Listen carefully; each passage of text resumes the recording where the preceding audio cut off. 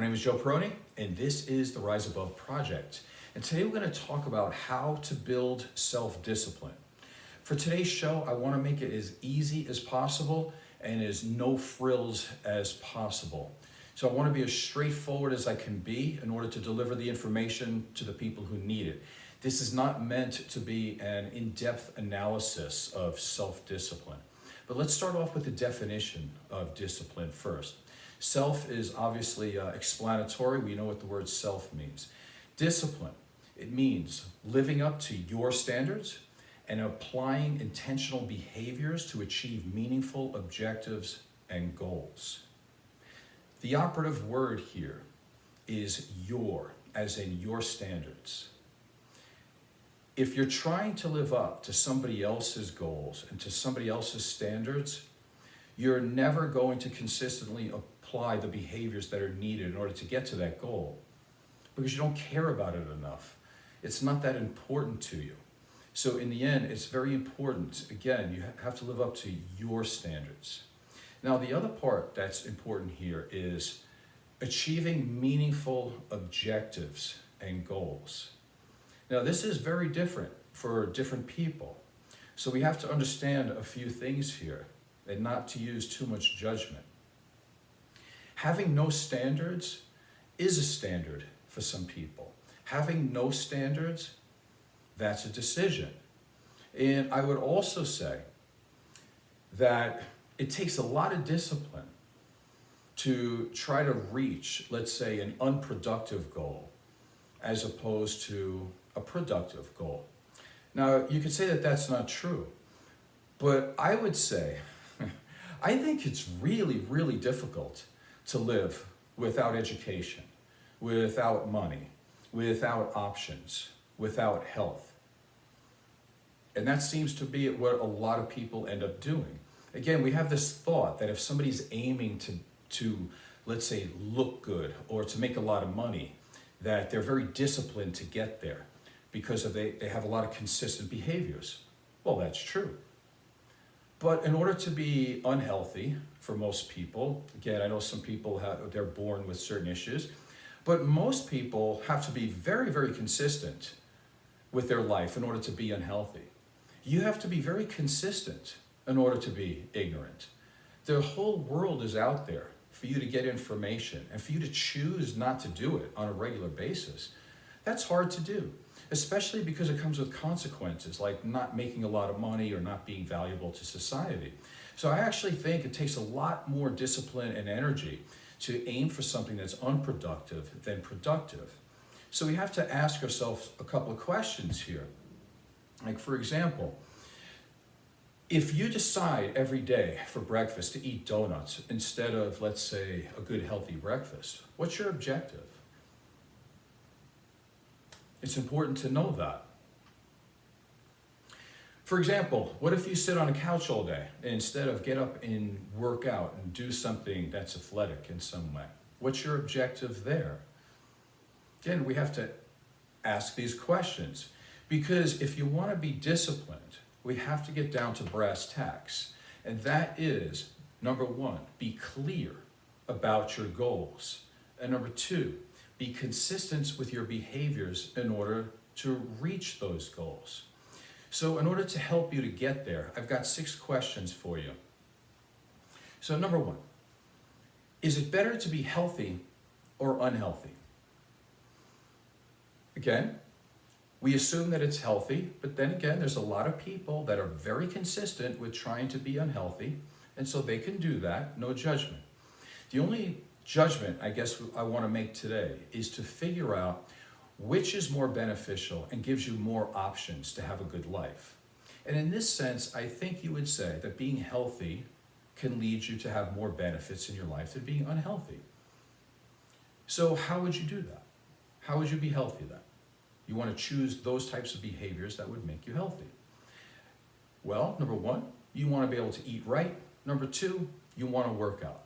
And for today's show, again, I said it was going to be no frills and keep it simple, so we're going to leave it at that today. Again, if you want to be healthy, which will give you more decisions and more options in life, eat right, work out. Number two, Is it better to be educated or to be ignorant? Again, no judgment. It takes a lot of discipline to be ignorant in this world where you can get all the information in this world is right at your fingertips. But if you want to have a good life, which is going to benefit you more, being ignorant or being educated? I think we could all agree that it would be an education that would lead you most likely to have a better life. Well, how do you do that? Well, you want to get a skill. You want to be able to practice at something that you enjoy. You want to learn a trade, go to school. Or you can follow somebody like in an apprenticeship in order to increase your value and your knowledge in something so you can be better, because we have a capitalistic country and you're going to have to extract money one way or another.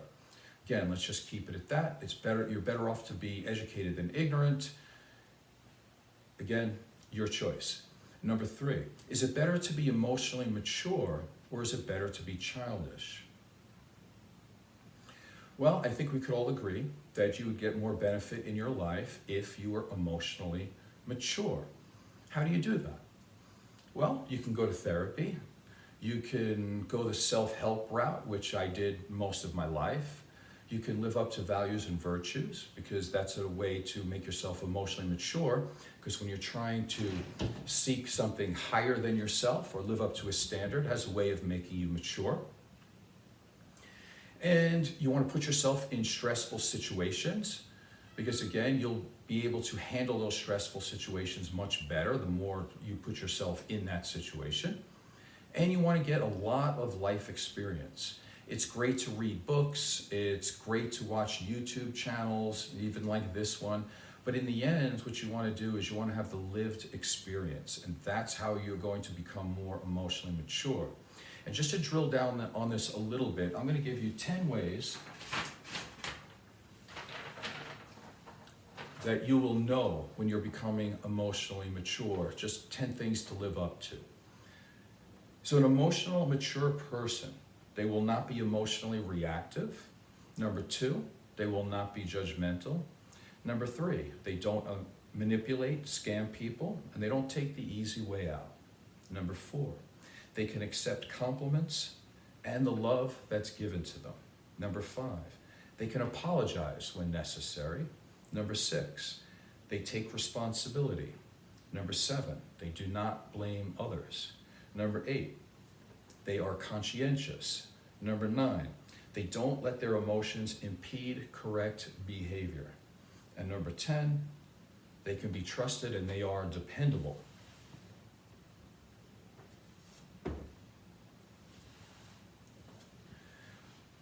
Number 4, is it better to make a good living or is it better to live paycheck to paycheck? I think most of us can agree that you're going to have a better life and you'll have more benefit in your life if you can make a good living. But how do you do it? Again, we have to go back to education. That's very important. You want to work hard. You want to network as much as possible. You never know. The more people that you know, the more opportunities could arise for you. Now, for the people out there, and they might be right, they could say, well, money doesn't buy love. I agree with that. But money will certainly help you look for love. Also, if you're in a long-term relationship or a marriage, one of the problems that a lot of people have is finances. And there's a direct correlation to how much money you have to the chances of you having a good relationship. The closer you are to the poverty line, the more likely you are to get divorced. So money does help relationships and it does keep them long-term. Also, there's a lot of people today that have to make very, very tough decisions because they don't have enough money and they don't have the medicine that they need, or they can't get the checkup, so they can't go to the doctor when they need to. So what happens here is that, again, money is correlated to not only living a longer life, but living a healthier life while you are here. So again, money, it's very important to have that. Number 5, is it better to be well-groomed or unkept? It seems pretty obvious here that you will have more benefit by being a well-groomed person.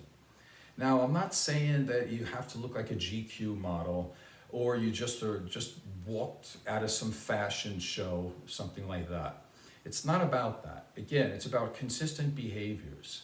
And these you should be doing at least once a day, right? We're talking about combing your hair, brushing your teeth, taking a shower, things like this. And with your clothes, again, you don't have to spend a whole bunch of money on clothes. Just get something that looks somewhat clean, that's something that matches. And that's about it. So again, it's much better to be well groomed in this world than it is to be unkept. And number 6, is it better to be powerful or is it better to be defenseless? The obvious answer here, and you can make the choice however you want, but I would say that you're going to have more benefits in life if you are a person who's very powerful. And how do you do that? Well, one of the ways you can do that is knowing who you are. Knowing who you are as a person. That's number 1. And number 2, knowing what you want out of life. Again, you can line up all your behaviors to get these things. And number 3, don't abandon yourself. So what do I mean by that? Well, even somebody like me, when I was younger, I had to take a whole bunch of jobs that did not pay well, that were very demeaning, where I was not treated well. But I didn't think I was a bad person. I didn't feel like my character was assassinated in any way. I always knew deep down inside that somewhere along the line, I was going to be able to go through that, say, training ground, of which I hated every minute of it. But at some point, I was going to move up the ladder for better things, but I needed to take some of those bad jobs. And sometimes because the hours were good, sometimes because they were flexible with my college schedule, or for whatever reason it might be, maybe because I didn't have a car at the time and I was able to work and it was across the street. And sometimes you have to do things that you don't want to do. But it doesn't mean that your self-esteem should go down. And it won't go down as long as you don't abandon who you are as a person and always have a goal down the road. Going back to, again, knowing who you are and what you want. If you don't know those 2 things, you're going to be like a piece of driftwood out in the ocean. You're just going to go in and out with the tide, and you're not going to be able to have any direction whatsoever in terms of where you want to go. You're just going to have to go wherever the flow goes. You don't want to live a life like that. You want to live a life more like a boat. First of all, you want to have a strong engine with power, and that'll get you through any type of tide, whichever way it goes. And then you want to have a steering wheel, so you want to be able to direct your power into the area that you want. In order to do that, you have to know where you want to go. So those are very important. Again, let me go over these because it's extremely important. Know who you are, know what you want out of life, and never abandon yourself. So I think that's about it today. We're going to keep the show relatively short. Let's do a quick synopsis for the people who need it. Again, discipline. In order to get that, be clear about your goals. Number 2, be consistent with your behaviors in order to reach those goals. Again, your goals are your own. I can't tell you what goals to choose. However, more often than not, if you want to have a better life, you're going to have to aim towards being healthy, educated, emotionally mature. You want to be able to make a good living. You want to be well groomed, and you want to be a powerful human being. My name is Joe Peroni. Hopefully some of this was valuable to you. Please subscribe and tell a friend. Thank you.